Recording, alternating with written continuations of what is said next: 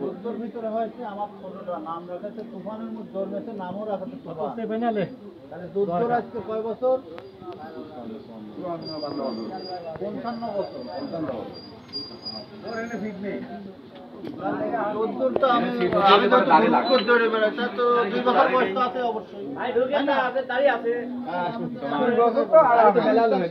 তাওই তো দাঁড়িয়ে নেওয়া বড় টুকু বলবে মতন দায় লাগায়